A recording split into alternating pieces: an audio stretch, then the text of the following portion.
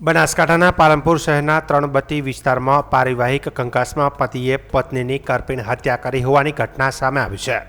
એઝાઝ અહેમદ અલ્લારખા નામના શખ્સે તેની પત્ની રેશમા બાનુને છરીના અને ઘા ઝીકી મોતને ઘાટ ઉતારી દીધી છે.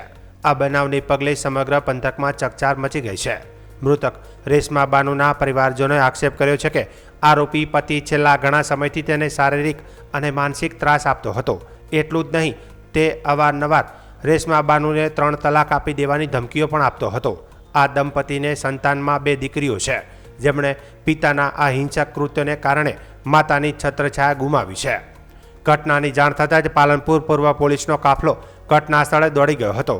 પાલનપુર પૂર્વ પોલીસ મથકના પીઆઈ એમ.જે. ચૌધરીએ જણાવ્યું હતું કે પતિ પત્ની વચ્ચે લાંબા સમયથી કંકાસ ચાલતો હતો. રેશમા બાનુ ગઈકાલે જ પરત આવી હતી. રાત્રિના સમયે બંને વચ્ચે ઉગ્ર બોલાચાલી થઈ હતી, જેમાં ઉશ્કેરાયેલા પતિએ છરી વડે હુમલો કરી પત્નીની હત્યા કરી હતી અને બાદમાં તે ફરાર થઈ ગયો હતો. હત્યાના સમાચાર મળતા જ મૃતકના પરિવારજનોને સ્થાનિક લોકો મોટી સંખ્યામાં એકત્રિત થયા હતા. રોષે ભરાયેલા પરિવારે આરોપી પતિ સામે કડકમાં કડક કાયદેસરની કાર્યવાહી કરવાની અને તેમને ન્યાય અપાવવાની માંગ પોલીસ સમક્ષ કરી છે.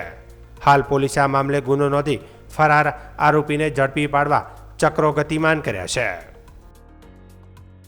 मेरी छोकरी की शादी करी जर्सी का इसको त्रास था. मैंने 498 भरण पोषण बदे केस करे लेते इसके ऊपर. बाबत 4 वर्ष से मेरे घर थी. अभी समझा के इसने बुलाई और रात को 12 बजे एक छुरा मार के इसको मार नाखी. और मेरी इसके 2 छोकरी है, एक 3 वर्ष की एक 5 वर्ष. इसको न्याय मिले ऐसा करिए. तुम कितने जानते? ना इधर पुलिस स्टेशन से फोन आया. अरे पालनपुर पुलिस स्टेशन. તમારી શું માંગ છે અત્યારે? मारे कई महीना सजा थवी थी. विनती है साहब, पालन के पुलिस स्टेशन में हमारी इतनी विनती सुन लो और मेरी लड़की को न्याय मिलना चाहिए. और ज्यादा त्रास देने से उसने उसको गले पे छुरा मार दिया है. मेरी लड़की गुजर गई है, मुझे न्याय चाहिए. उसको कहीं से भी ला करके कड़ी से कड़ी सजा दे देना.